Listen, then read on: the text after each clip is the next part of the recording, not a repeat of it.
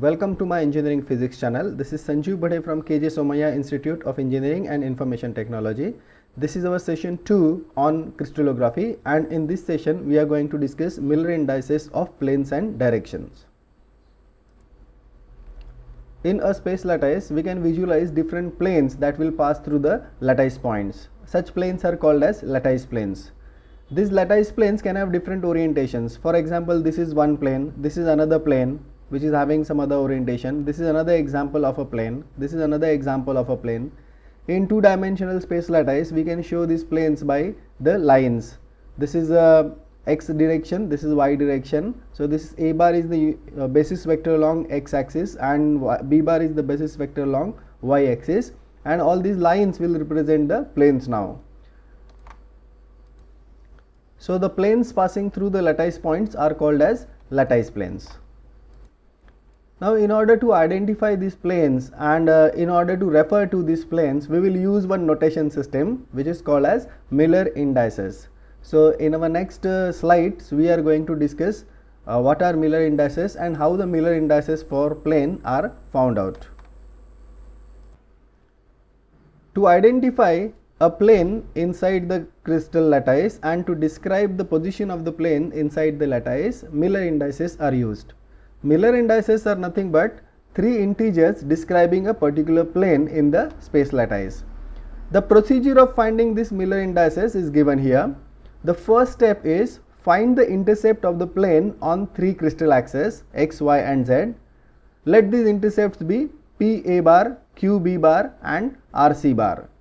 So this is step number 1, find the intercepts of the plane on the three axes. Express these intercepts as multiples of basis vector. So remove this a bar, b bar and c bar and write the intercepts as p, q and r. Second step is take reciprocal of the three numbers. So reciprocal of p 1 by p, reciprocal of q 1 by q and reciprocal of r 1 by r. So this is step number 2, take reciprocal of the three numbers that are obtained from the intercepts. And the step 3 is convert this reciprocal into smallest set of integers HKL, which will have same ratio relationship to each other as the three reciprocals. So this can be simply done by multiplying these reciprocals by one common number. So these three integers HKL, the smallest integers HKL, which will have the same ratio relationship to each other as the reciprocals obtained, are called as the Miller indices. So Miller indices will be written as HKL. Let us see the example of how to find the Miller indices of the planes using these steps in the next slide. With this example, we will try to understand how the Miller indices of a plane are found. So let us consider a plane A, B, C here. The plane is having intercept 1a on x axis, 2b on y axis and 3c on z axis. And let us try to find out the Miller indices of this plane by using the steps that we discussed in the last slide. So step number 1 says find the intercepts of the plane on three axes. So intercepts of the plane on three axes are on x axis it is 1a, on y axis it is 2b and on z axis it is 3c. Then write these intercepts as multiples of the basis vectors. So multiple of basis vector for x axis it is 1, for y axis it is 2 and for z axis it is 3. Step number 2 says take reciprocals of the three numbers. So reciprocal of these three numbers is 1, reciprocal of 1 is 1, reciprocal of 2 is 1 by 2 and reciprocal of 3 is 1 by 3. And step number 3 says convert these reciprocals into smallest set of integers. So 1 by 2 and 1 by 3 we want to convert into smallest set of integers, maintaining the ratio relationship between them. So for that we need to multiply all these reciprocals by a same number. Which number shall we select? We will select the number which is LCM of 2 and 3. So that is 6. So multiply reciprocals by 6. So 1 into 6 is 6, 1 by 2 into 6 is 3 and 1 by 3 into 6 is 2. So these are the integers that are obtained in the last step. These are called as Miller indices. So in this case h is equal to 6, k is equal to 3 and L is equal to 2. Miller indices of this plane are written in this way, in this notation inside the parenthesis. So this plane is a 632 plane. These are some of the important features of Miller indices of a plane. The Miller indices are written using this notation. H, K, L, the three integers are written inside the parenthesis without comma in between. Because if we put comma in between, it will become the notation for coordinates of a point. So comma is not put while writing the Miller indices of a plane. These three integers H, K, L define a set of parallel planes in the space lattice. That means Miller indices of parallel planes are same. So if the planes are parallel, then their Miller indices will be same. So if we want to find the integral intercept for a given plane, we can move it without changing its orientation. Parallel planes will have same orientation. So if we do not change the orientation, then the Miller indices will be same.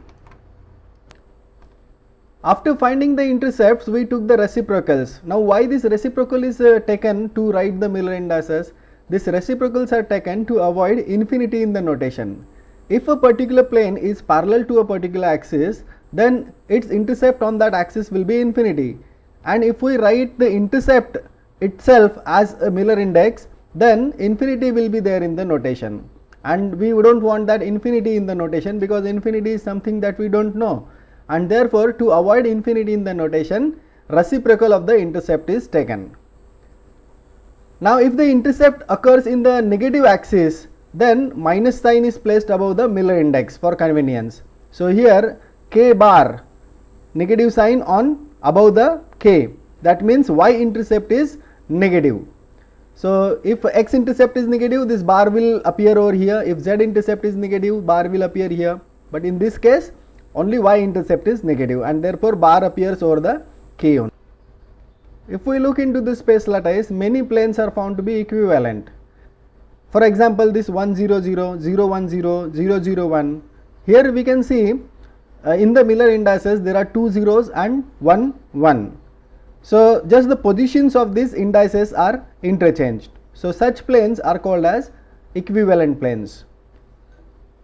That means a plane with a given Miller indices can be shifted about in the lattice simply by choice of position and orientation of the unit cell. So here 1 0 0, 0 1 0, 0 0 1, all these are the face planes, will be present on the face of the unit cell. So by just rotating the unit cell, this 1 0 0 plane may become 0 1 0 plane or 0 0 1 plane, or this 0 1 0 plane may become 1 0 0 plane. So such planes are called as equivalent planes.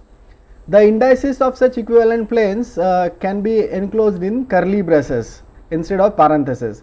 So 1 0 0 written inside the curly braces means it will indicate all these three planes. So this 1 0 0 is an individual plane, and this 1 0 0 means collection of these three equivalent planes.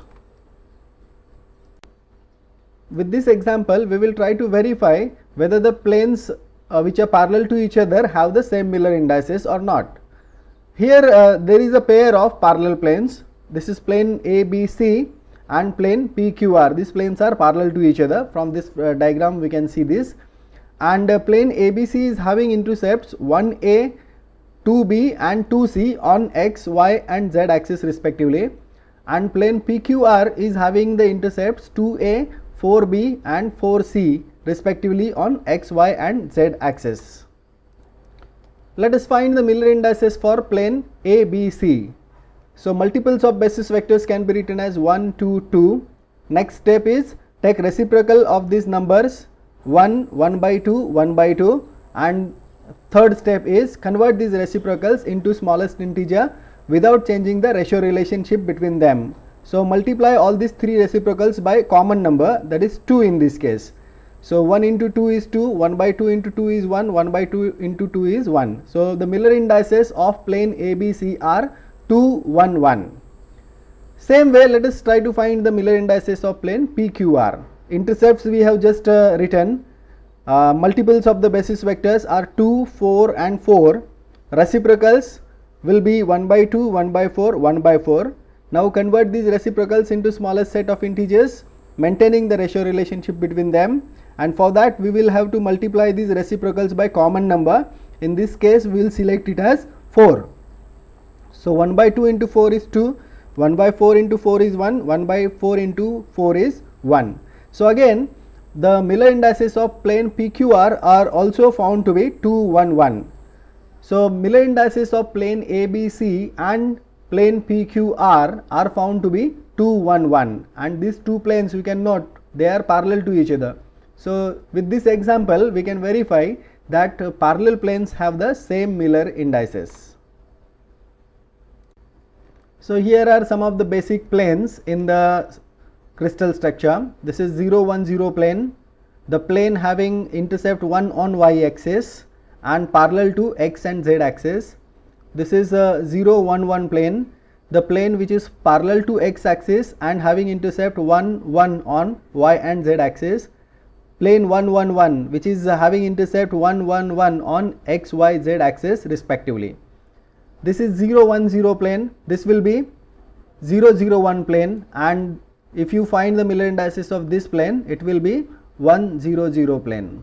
So these are equivalent planes, face planes. Now we have understood how to find the Miller indices of a plane if plane is given to us. Now we will try to understand how to draw a plane in the unit cell if Miller indices are given. So this is example 1. Here the Miller indices of the plane given are 0, 1, 1, and we are asked to draw a plane in the unit cell. So in order to draw the plane in the unit cell, we will have to draw the unit cell first, and we will have to fix the axis system. We will have to select the axis system, which is x axis, which is y axis, and which is z axis. Then we will identify the intercepts of the plane on the 3 axes. So while finding the Miller indices, what we did, we found the reciprocal of the intercepts. So while drawing the plane, we will take the reciprocal of the Miller index, and that reciprocal will be the intercepts on the corresponding axis. So Miller indices for this are 0, 1, 1. So reciprocals will be infinity, 1, 1. So reciprocals of these Miller indices are infinity, 1, 1, and these are nothing but the intercepts of the plane on the 3 axes. So let us draw a unit cell. In this unit cell we are selecting this as x axis, this as y axis, and this as z axis. This is the origin here. So all the intercepts on our positive axis, and therefore we can select this as origin. This is positive x axis, positive y axis, and positive z axis. X intercept is infinity, so we cannot mark it. Y intercept is 1, so this is marked as y intercept. Z intercept is also 1, so this is 1 point on z axis. Now to draw a plane we need at least 3 points. So here only we will get 2 points. So in order to get more points, just draw the projection from this point parallel to x, and from this point also draw a line parallel to x. We will get 2 more points. So join these 4 points and we will get a plane.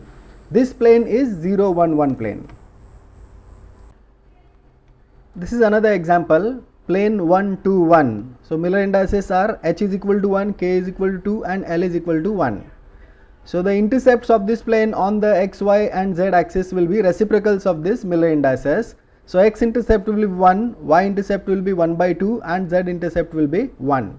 So all intercepts are positive, so we can select this as origin. This is x axis, this is y axis, and this is z axis. Mark the intercepts. X intercept is 1, y intercept is half, and z intercept is 1. So we got 3 points. With the help of 3 points we can draw a plane. So this is our 1, 2, 1 plane. Next example is 2, 0, 1 plane. Here h is equal to 2, k is equal to 0, l is equal to 1.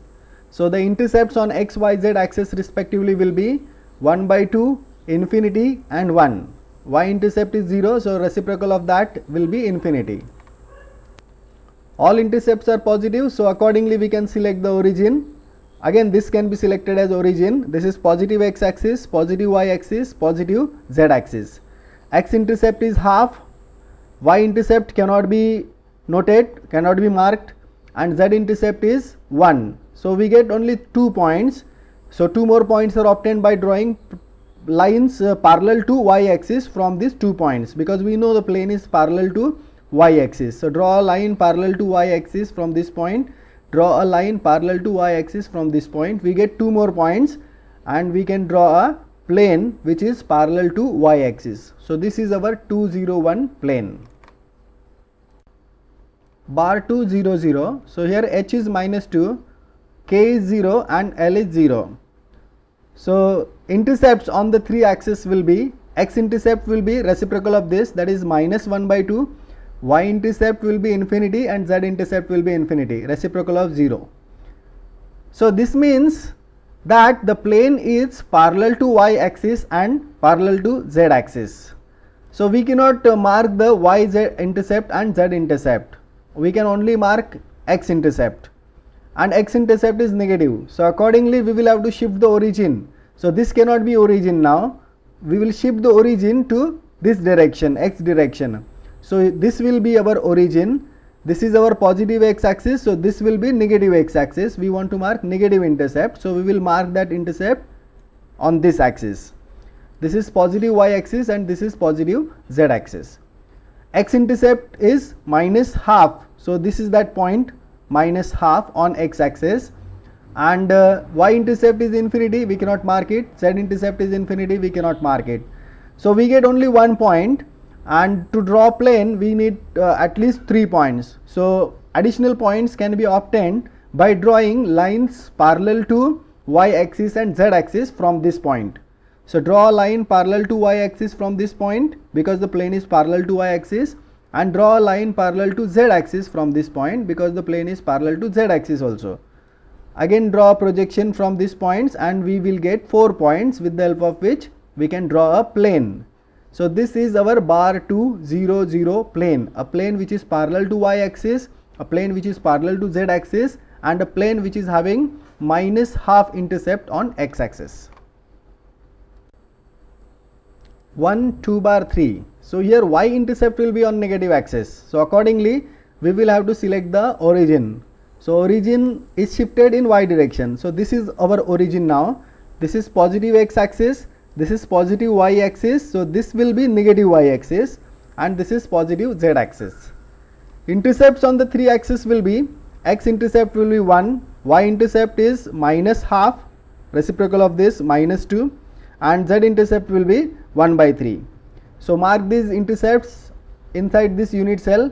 X intercept is 1, y intercept is -12, and z intercept is 1/3. We got 3 points. With the help of 3 points we can draw a plane.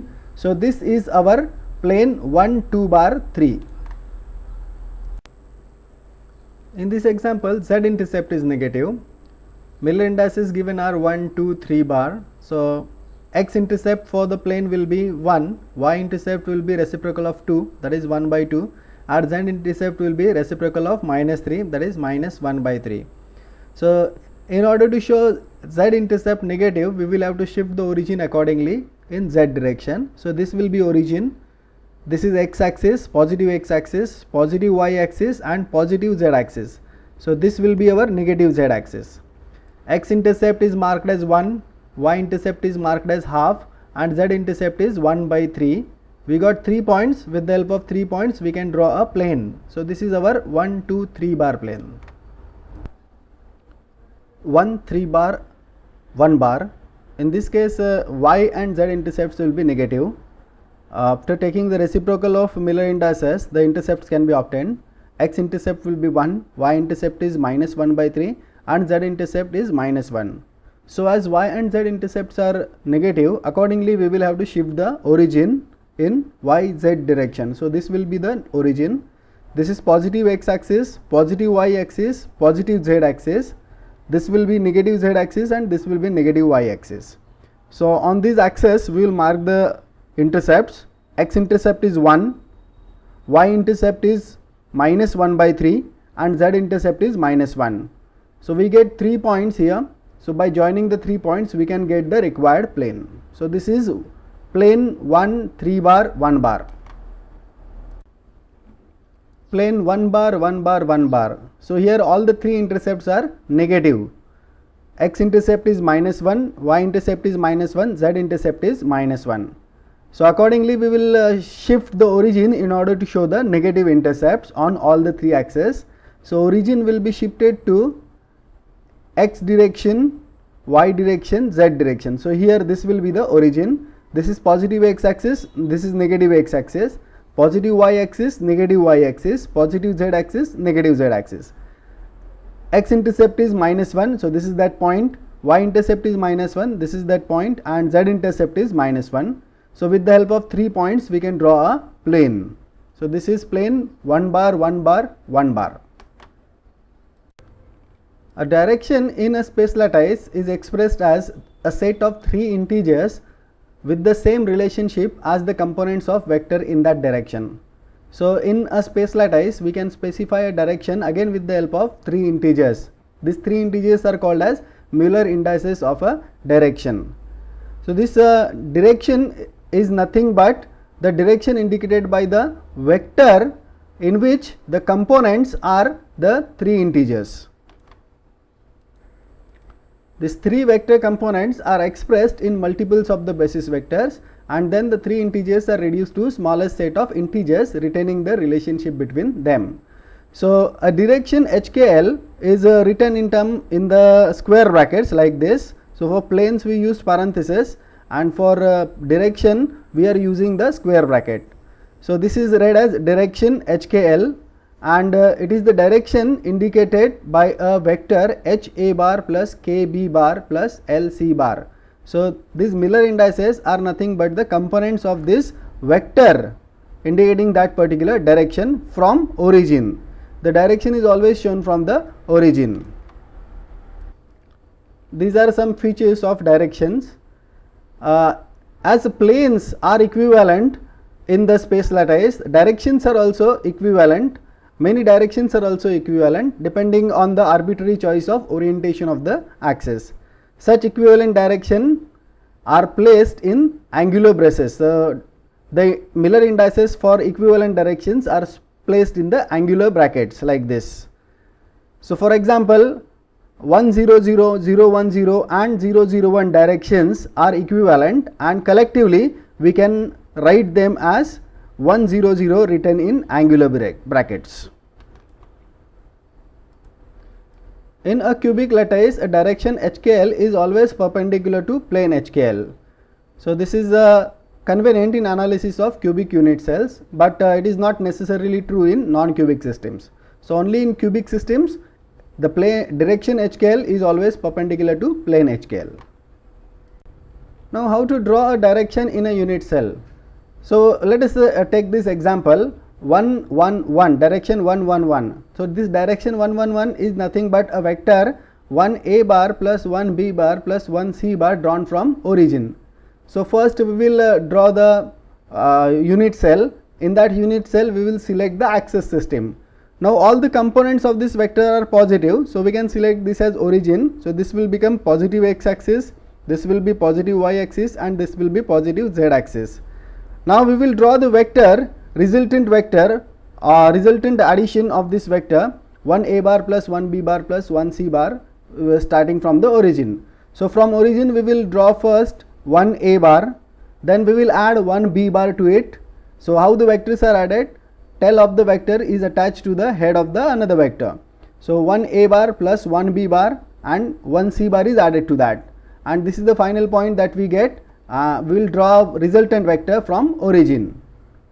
So this is our direction 1 1 1. This is the vector 1 A bar plus 1 B bar plus 1 C bar drawn from origin. Now let us try to draw this direction 1 2 3. So this direction 1 2 3 is nothing but the direction indicated by a vector 1 A bar plus 2 B bar plus 3 C bar. Now if we try to draw this vector in the unit cell, it will not fit inside the unit cell, because this 2 B bar will be greater than 1 B and this 3 C also greater than 1 C. So this vector will not fit inside the unit cell. So what we will do, without changing the direction of the vectors, we will reduce the components. So that can be done by dividing all the components by same number. So here we will select this 3 as the component by which we will divide all the other components, maximum value. So 1 by 3 a bar plus 2 by 3 b bar plus 1 c bar. So this is the vector that we will draw now. This vector will indicate the same direction as this vector, but its length is reduced so that the vector will fit into the unit cell. Now all the components are positive here, so we can select this as origin. From origin we will start. First we will draw vector 1 by 3 a bar plus 2 by 3 b bar plus 1 c bar, and then this point and the origin we will draw one vector from origin up to this point, and we will get the direction 1 2 3. So this is our required direction 1 2 3. Direction 1 2 bar 1. So this direction can be written as 1 a bar minus 2 b bar plus 1 c bar. Now in this this 2 b bar will not fit in the unit cell, so in order to make this direction to fit inside the unit cell, divide all the components by the maximum value of the component, 2 in this case. So the direction can be written as 1 by 2 a bar minus 1 b bar plus 1 by 2 c bar. Now here y component is negative, so in order to show negative y component, accordingly we will shift the origin. So origin is shifted from this point to this point in y direction. So this is our positive x axis, this is positive y axis, this is negative y axis, and this is positive z axis. Now we will start from the origin. First draw vector 1 by 2 a bar, add minus 1 b bar to it. So this is minus 1 b bar plus 1 by 2 c bar. So this is the end point, and we can draw a vector from origin to this end point. This vector will be our direction 1 2 bar 1. After understanding the concept of Miller indices of planes and directions, now let us try to get the relation between interplanar spacing and cubage in a cubic crystal. So we will try to get the relation for interplanar spacing between the planes having Miller indices h, k, l. So for that, let us consider plane ABC having the intercepts OA on x axis, OB on y axis, and OC on z axis. Let h, k, l be the Miller indices of this plane ABC. So how these h, k, l are found? By taking the reciprocals of the intercepts. So we can write this intercept OA to be a upon h, intercept OB to be equal to b upon k, and intercept OC to be equal to c upon l, where a, b and c are the lattice constant along x direction, y direction, and z direction. These lattice constants are lengths of the basis vectors along the given direction. So lattice constant along x direction is a, lattice constant along y direction is b, and lattice constant along z direction is c. Now in a cubic crystal, all these basis vectors will be of same length. Therefore we can write a equal to b equal to c, and so the relations for intercepts can be written as OA equal to a upon h, OB equal to a upon k, and OC equal to a upon l, where h, k, l are the Miller indices of the given plane. Now we want to find out the interplanar spacing for this plane h, k, l, and for that we need one more plane having the same orientation. The plane having the same orientation means the plane having the same Miller indices. So to find the interplanar spacing, we need two planes at least having the same Miller indices h, k, l. So two parallel planes are required. So one plane is available with us, plane ABC. So let us consider the next parallel plane to plane ABC passes through this origin. So another plane having the same orientation is passing through this origin. And if we draw perpendicular from origin to the plane ABC, then ON will now become the interplanar distance. So interplanar distance is ON. So this ON equal to DHKL. Why DHKL? It is the interplanar spacing for the planes having Miller indices HKL. So ON is our interplanar distance. Now let alpha, beta and gamma, these are the angles between the coordinates axis x, y and z and ON respectively. So alpha is the angle between ON and x axis, beta is the angle between ON and y axis, and gamma is the angle between ON and z axis. After understanding all the assumptions, now we can go ahead. Let us consider this triangle ONA. Now ON is perpendicular to the plane, means ON is perpendicular to all the lines drawn on that plane. So ON is perpendicular to NA. So this is a right angle triangle. Triangle ONA is a right angle triangle with angle N equal to 90 degrees and angle O equal to alpha. So in this triangle we can write cos alpha to be equal to ON upon OA. ON is D, that is the interplanar distance, and OA from this equation 1 we can write as A upon H, and this H is taken to the numerator. We can write cos alpha as DH upon A. Similarly, we can consider this triangle ONB. In triangle ONB, again angle N is 90 degrees and angle O is beta. So cos beta can be written as ON upon OB. Cos beta is equal to ON upon OB. ON is D and OB is A by K. So cos beta can be written as DK upon A. And in triangle ONC, we can write cos gamma equal to ON upon OC, that is equal to D upon A by L, that is DL upon A. So these are equation 2, 3 and 4. So from geometry now we can write cos square alpha plus cos square beta plus cos square gamma to be equal to 1. Let us put cos alpha, cos beta and cos gamma from this equation 2, 3 and 4. So we can write d square h square upon a square plus d square k square upon a square plus d square l square upon a square equal to 1. Just take d square by a square common, into bracket h square plus k square plus l square equal to 1, and therefore the interplanar spacing D can be written as a upon square root of h square plus k square plus l square. So this is the relation for interplanar spacing for the planes having Miller indices h, k, l and the lattice constant A in the cubic crystal. Let us now solve some problems based on the relation that we have got for interplanar spacing.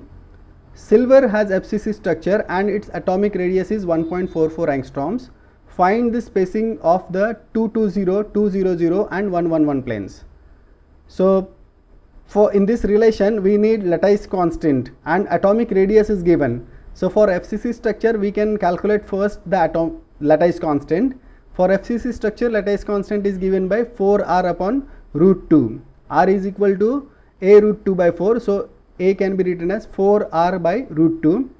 So by putting the value of r to be 1.44 angstroms, we can get the lattice constant A to be 4.073 angstroms. And now we can put this lattice constant value in this relation for interplanar spacing, and we can get the interplanar spacing for the given planes. So for 220 planes, h is equal to 2, k is equal to 2 and l is equal to 0. So d220 will be equal to a by square root of h square plus k square plus l square, that is 4.073 upon square root of 2 square plus 0 square. If we calculate this, it is 1.44 angstroms. For 200 planes, h is 2, k is 0, l is 0. So d200 can be obtained as 2.036 angstroms, and for 111 planes, h, k, l all are 1, and therefore d11 can be obtained as 2.35 angstroms after calculation. A crystal lattice plane 3 to 6 makes an intercept of 1.5 angstroms on x-axis in a crystal having lattice constant 1.5 angstroms, 2 angstroms and 2 angstroms respectively on x, y and z axis. Find y intercept and z intercept. So in this case the lattice constants are given as 1.5 angstroms, 2 angstroms and 2 angstroms. So this is not a cubic crystal case. Lattice constants are of different lengths. H, K, L is given as 3 to 6. So h is equal to 3, k is equal to 2 and l is equal to 6. Now we can find the intercept on a particular axis by using these relations. Intercept on x axis is equal to a upon h, that is equal to 0.5 angstroms, because a is 1.5 and h is given as 3. Intercept on y axis is b upon k, b is given as 2 angstroms and k is given as 2. So intercept on y-axis can be obtained as 1 angstroms, and intercept on z-axis can be obtained as C upon L, that is C is 2 angstroms and L is 6. So 2 by 6, that is 1 by 3 angstroms. But the actual intercept on x-axis given in the problem is 1.5 angstroms, which is 3 times more than this calculated value 0.5 angstroms. So the plane given in the problem is not the plane having these intercepts, but the plane given in the problem is parallel to the plane having these intercepts, and therefore the y and z intercepts for the plane given in the problem can be calculated by multiplying this y and z intercepts that we have just now calculated by 3. So actual y intercept will be equal to this 1 which is calculated 1 angstroms into 3, that is 3 angstroms for the given plane, and z intercepts will be 1 by 3 into 3, that is 1 angstroms. So for the plane given in the problem, x intercept is 1.5 angstroms, y intercept is 3 angstroms, and z intercept is 1 angstrom. So we are at the end of session 2 on crystallography. Next session will be based on X-ray diffraction and Bragg's X-ray spectrometer, and we will try to understand how crystal structure is determined using the X-ray diffraction. I hope you must have enjoyed this session. If you like this session, then please subscribe to this channel so that you will get timely intimation of new videos uploaded to the channel. If you have any doubts, if you have any queries, you can contact me. So thank you once again.